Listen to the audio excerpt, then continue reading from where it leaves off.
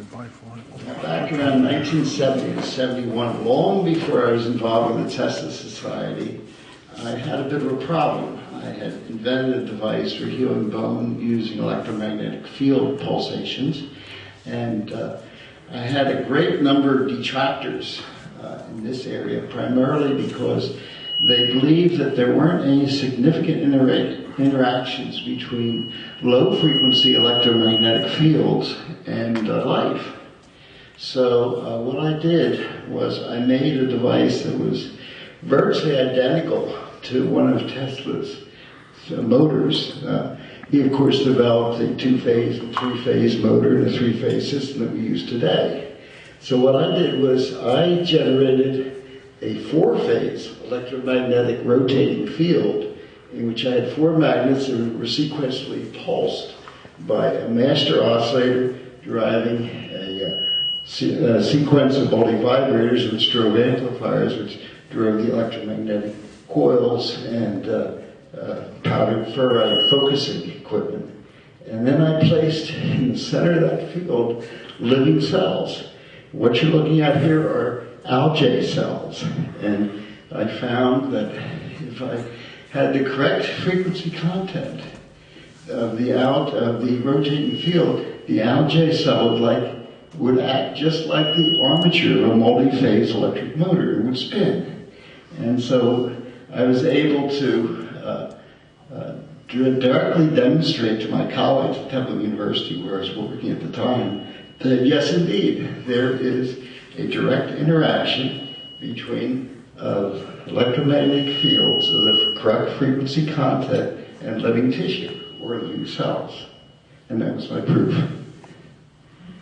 Did you try different frequencies? Yes. Yes, I have a series of curves at home in which I had used a whole spectrum of frequencies, and I found that for each cell type there was a typical resonant peak frequency at which the coupling was maximized. And it was probably something to do with some resonant process in the molecules that composed either the surface or were attached to the surface of rotating cells.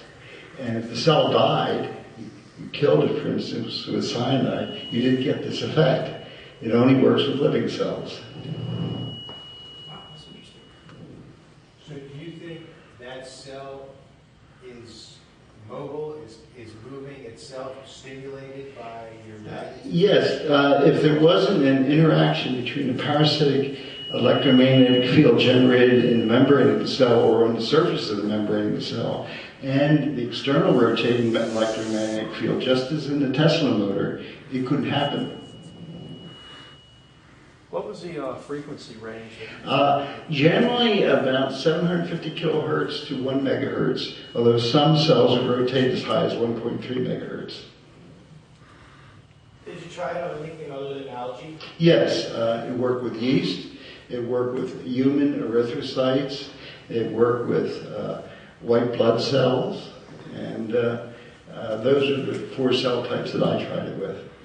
So Michael, you take yeast and algae are critical maybe in production of biofuels now, right? Yeah. Both of those happen to be areas that we're pursuing for biofuels. Right. Mm-hmm. Is there any application between this and stimulating that production? Well, if you're familiar with one of the electrochemical techniques, which is the rotating electrode technique, in which electrode is put down on the surface of an electrolyte and spun, and then the electrolyte pumps past it and goes out and provides the electrolyte with a constant flow of ions.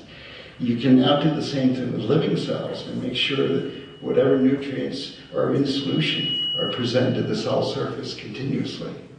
So that's one possibility. Are there any kind of peak frequencies, or is this you said multivibrators pulsing each of these coils, so this is just kind of a pulse in each coil? Right, 1, 2, 3, 4, and back again. Very simple circuit to build. Okay, well, I just wanted you to see it. That's fascinating. Is that a slow motion picture?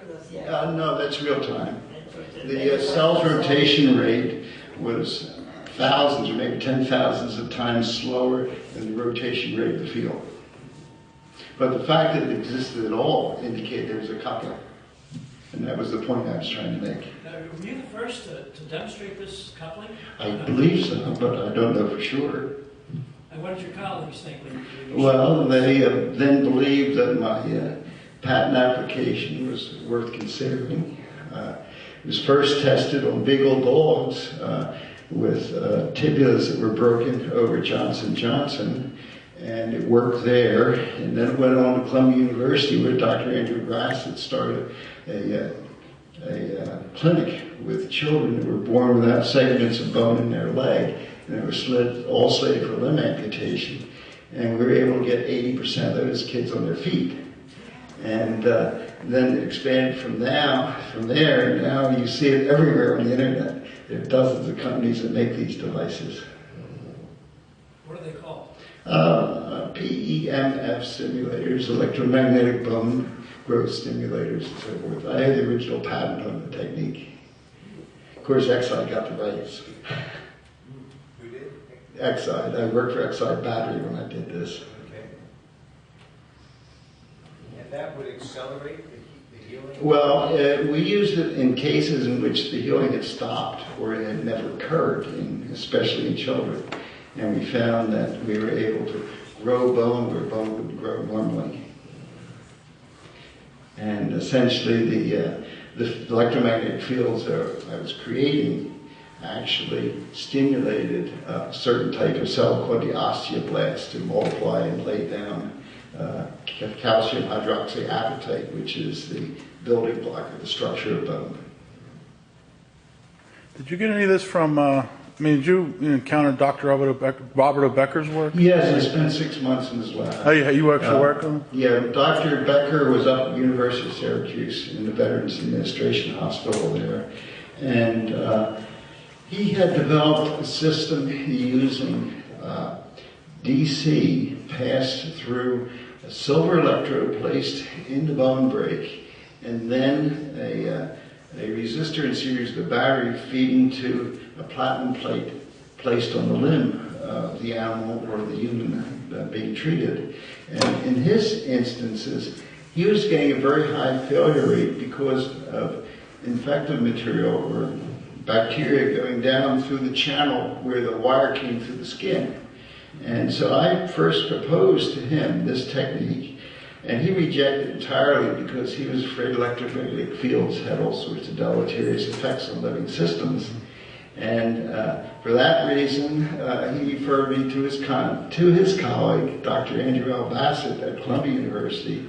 And there I had fertile ground. I found that he would accept this technology and investigate it.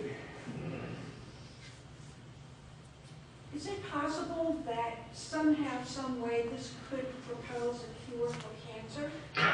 I don't know, but If you're looking at electromagnetic waves and looking to change the cancer cells into something that's healthy instead of... yeah, I had another experience. I was at Temple University working in the School of biomedical physics there for about 10 years. And there I developed an entirely different system in which I used millimeter waves up around the 35 to 70 gigahertz range to selectively kill very slowly cancer cells in skin tissue cancers called melanomas.